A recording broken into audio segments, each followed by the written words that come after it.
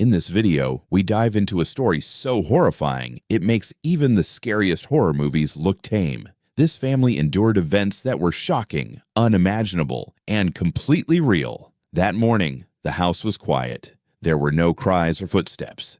There was only the soft hum of a heater vent pushing warm air into a bedroom where a young mother was lying with her 9-month-old daughter. Something happened sometime between dawn and noon. First one shot, then another. No one nearby heard it. There were no calls. No one ran to get help. After hours, the bed still looked like it hadn't been touched.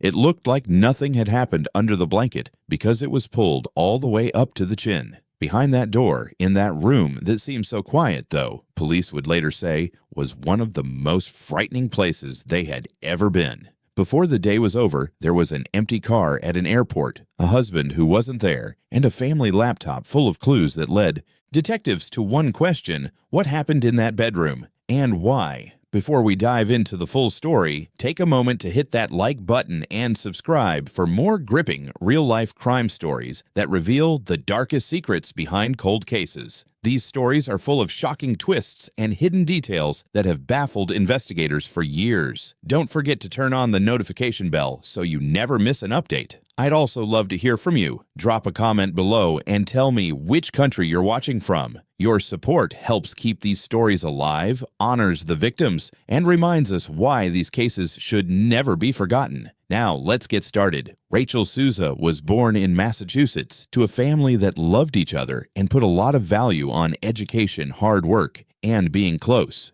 Rachel's mother, Priscilla, treated her with love and care, making her feel like she could dream big and figure out who she wanted to be. Rachel did well in school and made friends quickly when she was a child in Massachusetts. Teachers liked her as a student, not because she was the best in her class, but because she was interested in learning and gave everything she did a lot of energy. She loved reading and theater and would get lost in stories and plays. Her friends said she was honest and fun, and that she could make a normal weekend exciting. Rachel continued to do well in school and with her friends when she was a teenager. As part of her extracurricular activities, she became very interested in rowing, a sport that would later change her life. She learned to be disciplined and work with others by rowing, and she loved the way it felt to move in sync with other people as they worked towards a shared goal. She was well-liked without being exclusive, and she kept up ties with people from a variety of social groups. Her teachers thought she was interested and thoughtful, and that she asked good questions and really wanted to understand what she was learning. During high school, she went on a few dates, but she never seemed ready to settle down with someone serious. Her attention stayed on her schoolwork and getting ready for college. Rachel went to the College of the Holy Cross in Worcester, Massachusetts, to study literature and teaching, which were two things she loved. The college opened up new doors for her, and she jumped at the chance to study abroad as a junior. She picked the University of York in England because she wanted to learn about other cultures and see things from a different point of view. Rachel was interested, daring, and ready to leave her comfort zone, which showed in her choice. Being ready for anything the year would bring, she packed her bags and crossed the Atlantic. Rachel joined the rowing team in York and felt at home in the sport she loved. The rowing group at York was close and friendly, and Rachel made friends right away. She went to practices on a daily basis, balancing her schoolwork with training sessions on the water. Her mother often got calls from her daughter telling her about her adventures and making comments about British society. Rachel was doing great. Rachel met Neil Entwistle through the rowing team. Neil was a British student of engineering from the small town of Worksop in the county of Nottinghamshire. He was the older son of Clifford and Yvonne Entwistle, who lived in a working-class family. Neil and his brother Russell were raised with traditional beliefs and little money. Neil was quieter than Rachel and less outgoing in social situations, but they were both interested in rowing, which brought them together. He seemed thoughtful and smart, and he seemed very serious about his engineering studies at York. Friends saw that they were hanging out with each other more, like sitting next to each other at team meetings and talking after practices. During Rachel's year abroad, the relationship grew slowly. Neil paid close attention and seemed truly interested in what Rachel had to say. They went on dates in York, where they hung out in coffee shops and walked along the River Ouse. Rachel liked how calm he was, which was a nice balance to her outgoing nature. He paid attention as she talked about her love of books and her hopes to become a teacher. His British accent was cute, and his engineering mind was interesting because it was so different from her own artsy interests.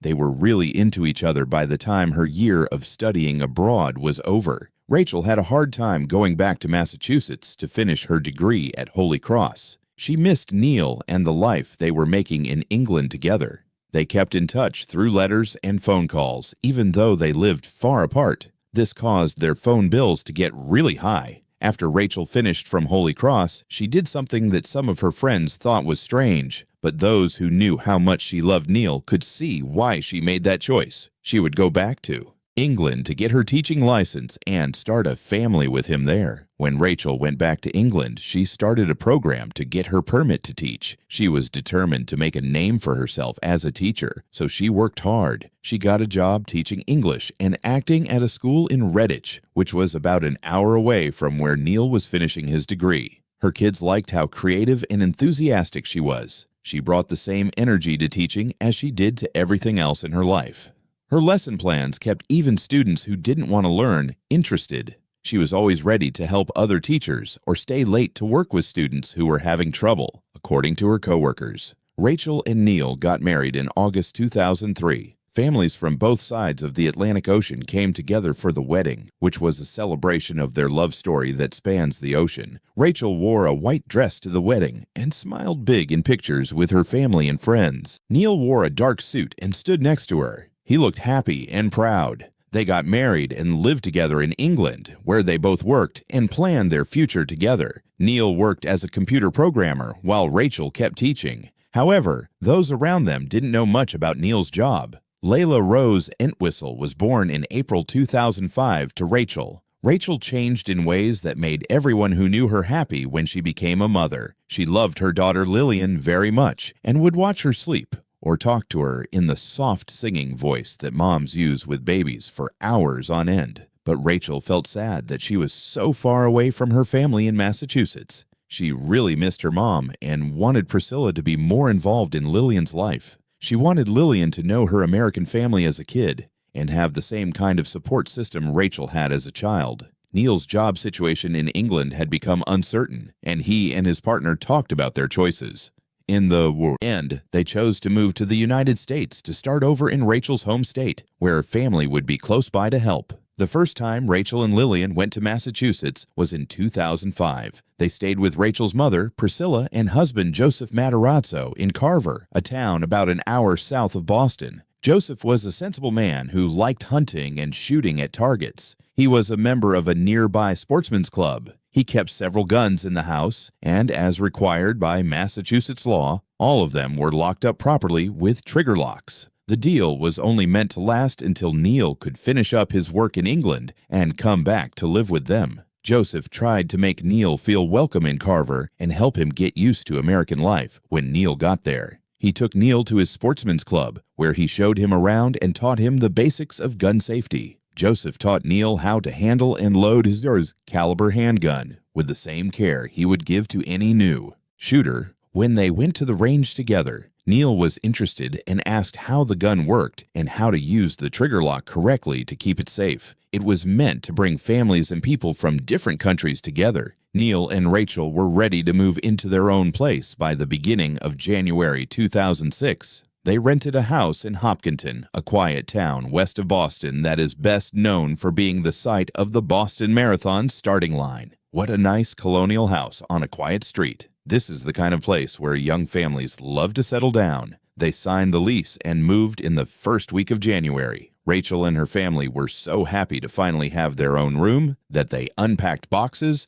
and put furniture in the right places to make a house. She took great care when setting up Lillian's nursery, making sure that everything was just right for her daughter. But there were big problems going on below the surface of this new start. Neil had a hard time getting steady work after moving to the United States. The engineering degree from York had not led to immediate job options in Massachusetts, and the financial stress was growing. Bills kept piling up while income was unclear. Neil reportedly spent hours on the computer looking for work and working on different business ideas, but nothing seemed to turn into real money. Rachel started to worry, but she tried to stay positive because she thought things would work out in the end. Someone in the house had been on the laptop and looked at escort service websites in the Massachusetts area in the days before they moved to Hopkinton. The searches were very detailed. They only looked for service providers in nearby cities. This secret behavior made me think that Rachel had a second life that she didn't know about.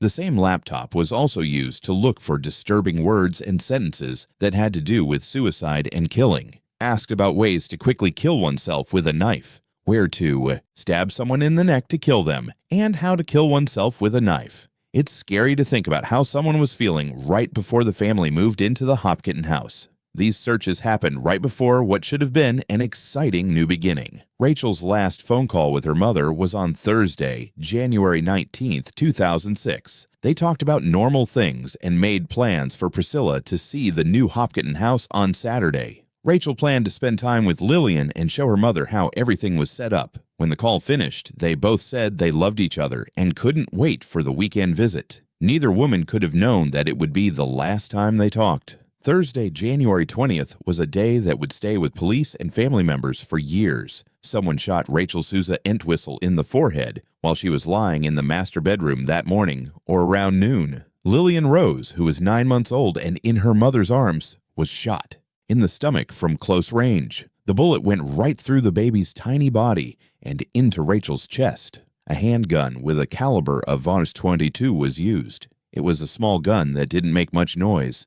That bed is where both mother and daughter died together. It looked like Rachel was hugging Lillian close for comfort or to sleep. When Neil Entwistle got home around 11 a.m. that same day, he found Rachel and Lillian dead in bed. His story says that he instantly thought about killing himself instead of calling for help. He said that he tried to kill himself with a kitchen knife at first, but failed. Then he said he drove to his in-laws' house in Carver and tried very hard to get inside so he could get Joseph Matarazzo's guns and shoot himself. He said he couldn't get into the house, and he gave up on his suicide attempt in the end. He drove to Logan International Airport instead of calling the cops or his family. Neil parked his BMW at the airport that Friday night and went inside the building. He bought a one-way ticket to London for the next flight that was open. He didn't bring any bags with him. He only wore clothes. Early on January 21st, Saturday, he got on a plane and flew back to England across the Atlantic. His wife and daughter were already dead in the Hopkinton house, and his in-laws still didn't know what had happened. In the afternoon of Saturday, Priscilla Matarazzo drove to Hopkinton for the planned meeting.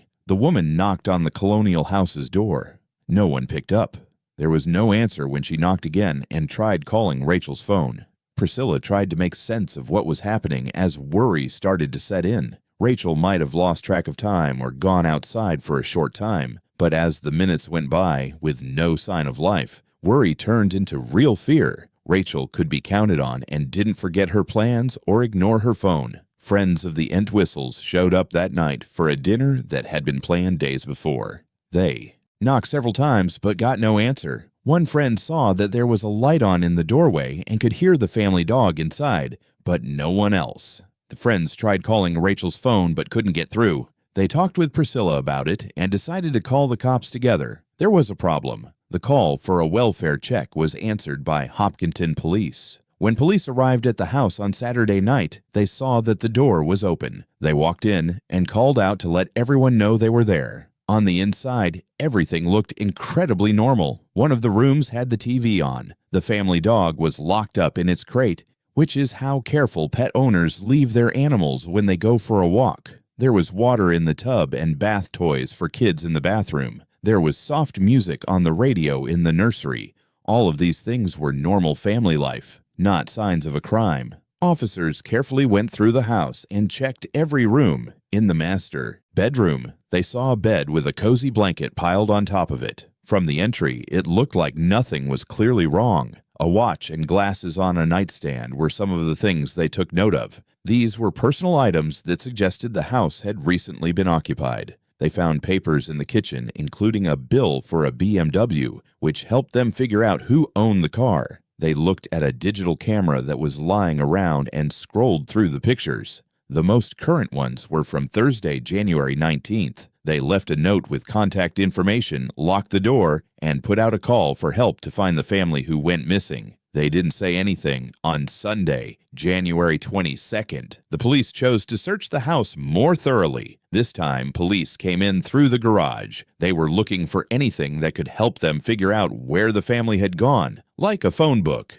an address book, travel papers, or anything else. They went through the rooms again, but this time with fresh eyes and a more thorough look than the first time. One of the officers saw the glasses again in the main bedroom and moved closer to the bed. He picked up the blanket that was piled up and put it down. He first saw the foot of a woman. Then, as he moved the sheets further back, he saw the horrible scene. Rachel Entwistle and baby Lillian were both dead and lying together in bed. Rachel's forehead was badly hurt, and her face showed it. Lillian stayed in her mother's arms, and even though she was small, her body showed that she had been hurt. The police quickly cleared the area and called for help. Soon after, detectives from the state police and the office of the district attorney showed up. Someone called the medical inspector. Forensic teams started to write down everything: measurements, sketches, photos from every angle, and gathering proof. The house went from being a family home to a crime scene. Every surface could have important information on it. Neil Entwistle was being looked for by cops in Hopkinton and the Massachusetts state cops.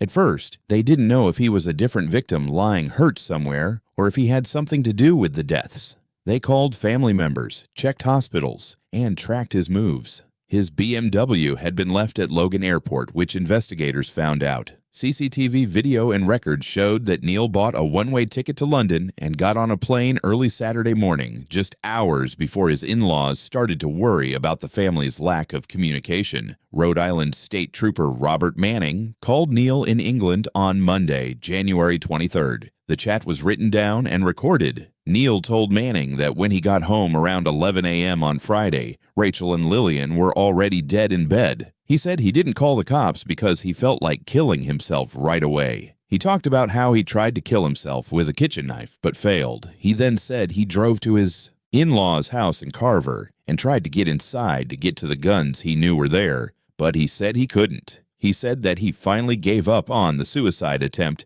and drove to the airport, where he flew to England feeling shocked and hopeless. Right away, investigators saw that Neil's story didn't make sense.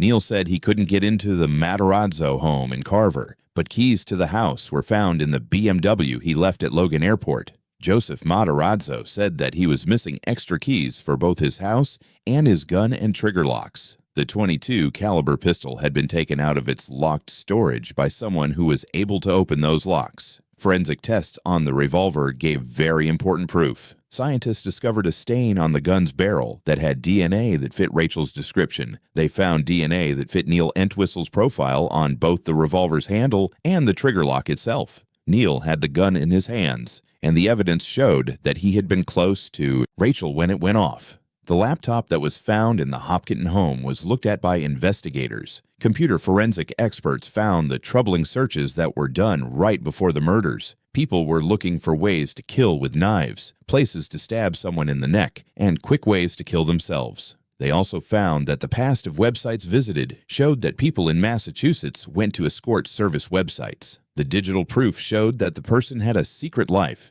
and had scary thoughts about death and violence. The British police caught Neil Entwistle at the Royal Oak Underground Station in London on February 8, 2006. He was a British citizen and in British land, which made things more difficult for the law to handle. The U.S. government started the transfer process, saying that Neil should be charged in Massachusetts, where the crimes happened. Neil's lawyers pushed against his extradition and at one point asked that he be allowed to stay in England until his trial. The request was turned down. Neil was brought back to Massachusetts and officially charged with 2 counts of first-degree murder after months of legal maneuvering. The trial began in June 2008, which was more than 2 years after the killings. The Middlesex County courtroom was packed with reporters, family members, and other people interested in the shocking case. Michael Fabry and Casey Sylvia, the prosecutors, laid out their case carefully, going over each piece of evidence with the jury. The police made sure not to show too gory pictures of the crime scene when they showed the jury photos of it. They showed the DNA proof that connected Neil to the murder weapon. They showed the troubling computer searches and visits to escort websites, saying that they showed a man living two lives while his finances were getting worse. Prosecutors focused on Neil's actions after the killings. He didn't call for help. Instead, he ran away to England. Instead of telling Rachel's family right away, he let them find the bodies on their own. Instead of helping the cops, he told them a story that was full of holes. The prosecution said this wasn't the behavior of a man who was grieving and not guilty. Instead, they said it was the behavior of someone who had done something terrible and was trying to avoid being punished. Elliot Weinstein, the defense lawyer, put forward a very different idea. It was his case that Rachel had killed Lillian and then killed herself with a gun. He said that Rachel might have had postpartum sadness that no one knew about. He said Neil had really come home and found them dead. He then went crazy and did crazy things out of shock and grief. Weinstein made Neil look like he was a victim of his circumstances and that he made bad choices after going through the worst trauma possible. The defense idea scared Rachel's family and friends to death. Rachel was a loving mother who loved Lillian. No one who knew her could believe that she would hurt her own child. Multiple attacks were made by the prosecutors against the idea. The physical proof did not point to a murder-suicide. There were no signs that Rachel was depressed enough for her to do something like that. The searches on the computers about ways to kill had happened before the deaths, not in a sudden moment of panic. The trips to the escort websites made it seem like Neil's secret activities, not Rachel's mental health, were the real problem in the marriage. The experts who talked about the forensic evidence told the jury how DNA analysis worked and what the results meant. Investigators talked about how they thought the crime happened and used sketches and timelines to show how things happened. The jury thought about what happened for several days, carefully going over all the evidence that was given during the weeks of testimony. Finally, they made up their minds. Neil Entwistle was found guilty of killing two people in the first degree. The jury came to the conclusion that he killed Rachel and Lillian on purpose, not out of anger, but as a planned action. He was also found guilty of having a gun and ammo without a license. Massachusetts law said that someone who committed first-degree murder had to go to jail for life without the chance of parole. Neil was given 2 straight life sentences by Judge Diane Kottmeyer. This means that he will never be able to get out of jail. She also put Neil on probation for the gun crimes and made it a condition that he couldn't make money off of his story through book deals, movie rights, or any other similar deals. Neil's defense team filed appeals right away. They said that the cops had broken his constitutional rights by searching his house without a warrant. They said that the huge amount of media coverage before the trial in both the U.S. and England made it impossible to find a fair jury. They claimed that the trial judge had made mistakes that could be fixed and questioned different decisions based on evidence. The Massachusetts Supreme Judicial Court heard the case. This court reviews all first-degree murder decisions in the state. In 2012, the Supreme Judicial Court wrote an opinion that went into great detail about every appeals case. The court carefully looked at the problem of entering the house without a warrant, asking whether the police had done the right thing when they did it on January 21st and January 22nd. The court decided that both entries were covered by the emergency help exception to the need for a warrant. Officers had heard from family and friends who were genuinely worried about the residents' well-being. They had good reason to think that someone inside might need help right away. Their searches stayed within the right limits for the situation. The court didn't find any violations of the Constitution. According to Neil's lawyers, they asked the U.S. Supreme Court to review the Massachusetts ruling in 2013 by filing a petition for a writ of certiorari. The case was sent to the Supreme Court for review at a conference, but on January 14, 2013, it was turned down. It was the final sentence. After 10 years in 2023, Neil put in a new plea on his own behalf. He said the jurors did an incorrect reenactment or experiment while they were deliberating by referring to something one of them said in an interview after the trial. He said this was irrelevant information that tainted the verdict. Publicly available court records don't show a clear final decision on this claim. However, late challenges to sentences rarely succeed because of the many steps that need to be taken. Rachel Souza Entwistle passed away when she was 27 years old. She was a teacher who motivated her students, a daughter who stayed close to her mother, a friend who made people happy, and a mother who loved her only daughter with all her heart. Lillian Rose Entwistle was 9 months old and just starting to learn about the world around her. She could crawl, talk, and react to her mother's words, not because of random violence or a terrible accident, but because someone who should have been protecting them chose to end their lives. Thank you for staying here and taking the time to watch. The world is full of surprises, and life can change in an instant, which is why staying alert, aware, and mindful is more important than ever. If you want to keep up with content that sharpens your awareness and keeps you prepared, make sure to like the video, subscribe, and turn on notifications so you never miss what's coming next. Your support gives this channel the strength to grow and continue reaching more people. I want to hear from you, so leave a comment below. Share your thoughts, insights, or anything that caught your attention today. Every comment is valued and read, and your participation helps build a strong, connected, and alert community. And if you think someone else could benefit from this, don't forget to share this video. Knowledge and awareness spread when we pass it along. Always stay vigilant, trust your instincts, and keep your senses sharp. Life can shift in a single moment, and sometimes the smallest details carry the biggest warnings. Thank you again for watching, supporting the channel, and being part of this journey. Stay safe, stay aware, and I'll see you in the next video.